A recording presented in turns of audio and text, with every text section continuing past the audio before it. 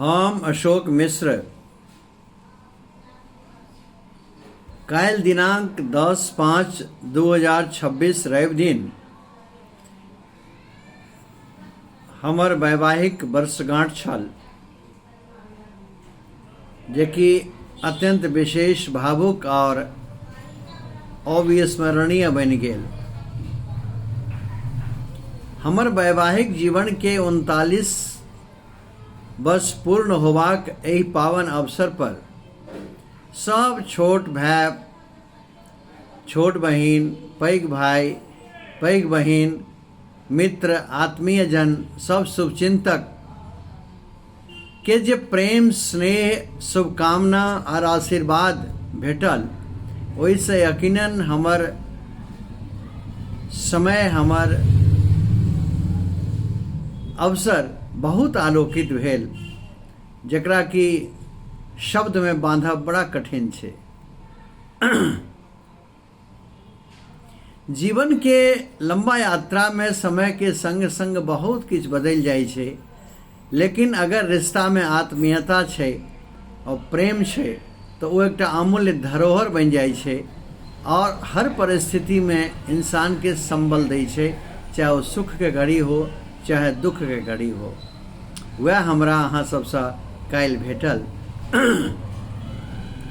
आजुक समय में जतऽ कि रिश्ता एकटा औपचारिक रहि गेलैए आर ओ एकटा भावना हट रहल छै, लेकिन ओहि अवस्था में, एहना अवस्था में अहाँ सभक निष्कपट प्रेम, आत्मीयता, अपनापन सब भरल संदेश हमरा लेल एकटा अनमोल उपहार से कम नहीं छल।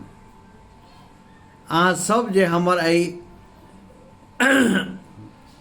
वैवाहिक वर्षगांठ के एकटा मात्र तिथि नहीं, लेकिन अहाँ सब मिलकर एकटा यादगार उत्सव बना देलहुँ। काल्हि जई आत्मीय भाव से अहाँ हमरा संदेश पठेलहुँ, आशीर्वाद देलहुँ और हमरा स्नेह से सरोवार कऽ देलक आर हमर हृदय के गहराई तक बिल्कुल पहुँच गेल आ हम बहुत भावुक भऽ गेलहुँ। एहन प्रतीत भेल जेना कि पूरा परिवार प्रेम और शुभेच्छा के पावन छाया में हमरा समेट लेने अछि आ हम ओहि बीच में छाया में हम ठाढ़ छी। केओ अपन मधुर शब्द और आशीर्वाद से हमर दिल के छू लेलथि, किनको आत्मीय शुभकामना हमरा हृदय के आनंदित केलक, तो किनको आशीर्वाद के वर्षा ततेक भेलै जे हम पूरा भीज गेलहुँ। किछु भाई बहिन हमर कविता बना कऽ पठेलथि, किछु भाई बहिन हमर अपन शब्द में गीत बना कऽ पठेलथि, पूरा स्नेह से सरोवार कऽ देलखिन आर हमर हृदय के वो अंतरंग भाव के छूबि लेलथि। सच कहू ई एकटा छोट मोट पारिवारिक उत्सव नहीं, बल्कि प्रेम, अपनत्व, रिश्ता के सबके समाहित करैत एकटा महोत्सव में बदल देल गेल छलैक।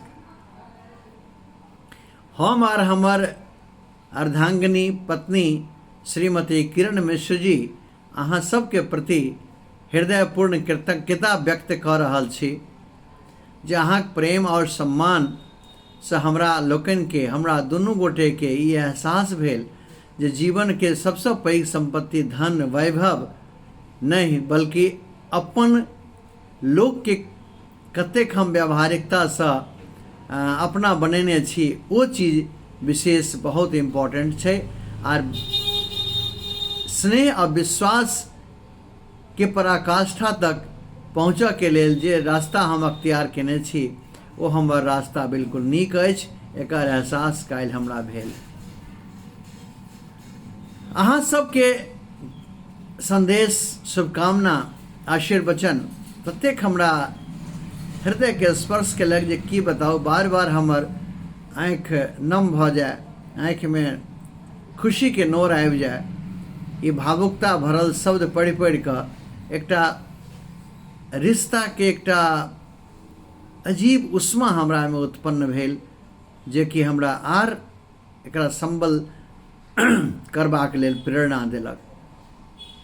हम सचमुच अभिभूत छी कि जीवन यात्रा में हमरा संग प्रेम करवा वाला, हमरा संग स्नेह करवा वाला, हमरा आशीर्वाद देवा वाला बहुत भाई बहन सब छथि, जे कि हमर मनोबल के आर ऊँच उठबैए और हमरा नीक से नीक कार्य करऽ के लेल प्रेरित करैत अछि। जीवन में कए बेर कृतज्ञता के प्रस्तुत करबा के लेल शब्द छोट भ जाइ छै, ताहि दुआरे हृदय के भावना से हम दुनू हाथ जोड़ि अहाँ सबके प्रति अपन कृतज्ञता व्यक्त कर रहल छी। हम और हमर धर्मपत्नी श्रीमती किरण मिश्र दुनू मिल कऽ अहाँ सबके ई प्यार स्नेह के बदला में तो हम नहीं किछु कहि सकै छी, लेकिन अहाँ के सबके हम कृतज्ञता हम व्यक्त कर रहल छी।